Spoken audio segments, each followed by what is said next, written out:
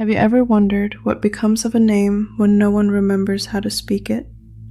In the temple gardens of Abydos, a humble gardener named Hori quietly asked himself that question as he trimmed flowers for the shrine of Isis. Every morning, Hori walked the paths in his leather vest and linen kilt, shoulder-length black hair tied back, whispering greetings to each plant as if they were old friends.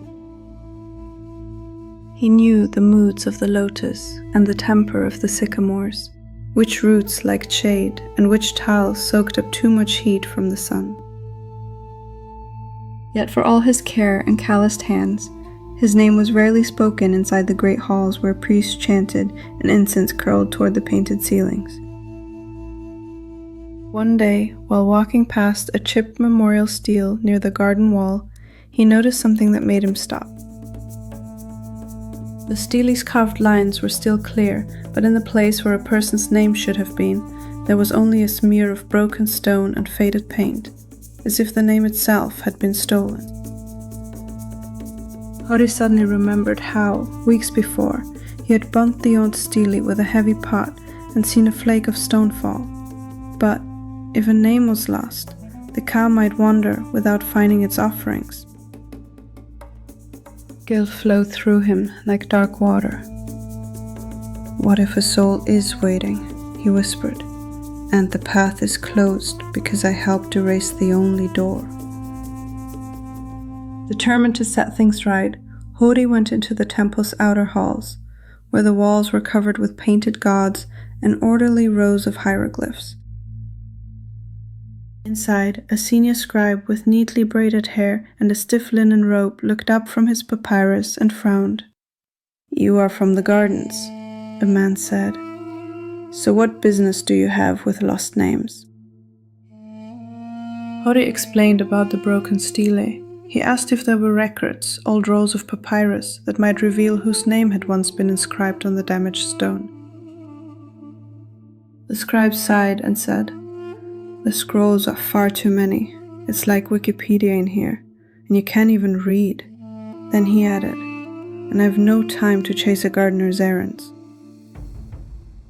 Rejected but not defeated, Hori returned to the garden and sought wisdom in the only library that welcomed him without question, the trees. As he was tending a row of young fig saplings, old Samun, the retired gardener who now walked with a crooked cane, shuffled into the sunlight, as he often did, to visit the place he once cared for. Hori explained the trouble with the broken stele.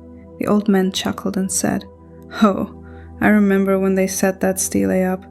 I was a young lad then." But the name? No, that slipped away like sand in a sieve.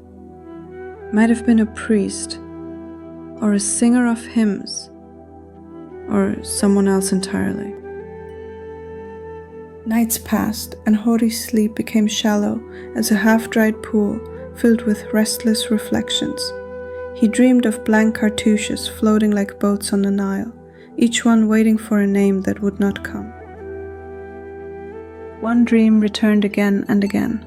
A woman standing at the edge of the garden, her hair braided and her eyes patient, yet her lips never quite forming a word. Hori begged her to tell him her name, but her lips trembled without sound, as if the truth itself had been taken from her.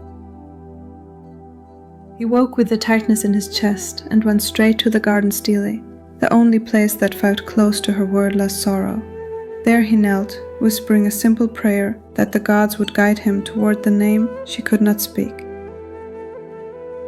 In his worry, Hori imagined the scales of Ma'at tipping all the way down, his heart so heavy it dragged the beam to the floor. In that fearful vision, even Anubis stood beside the scale, scratching his head, unsure what to do with such a burden.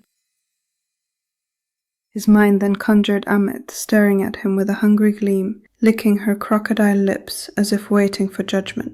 The fear clung to him as tightly as a shadow at dusk. Then he heard a soft ripple behind him near the garden pond. The sound was small but sure, like someone stepping gently through water. He turned slowly, breath caught halfway in his chest. A figure rose from the pond in a column of pale blue light, the water folding away from her like opening petals. Isis stepped onto the stones without disturbing a single ripple, her presence both serene and overwhelming. The moonlight seemed to brighten just to follow her movements.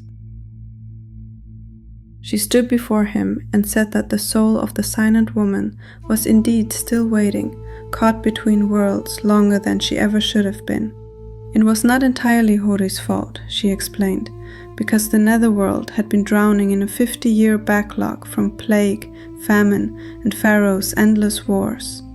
With that many new cases, she added dryly, even divine administration feels like running a business with too many orders and not enough scribes.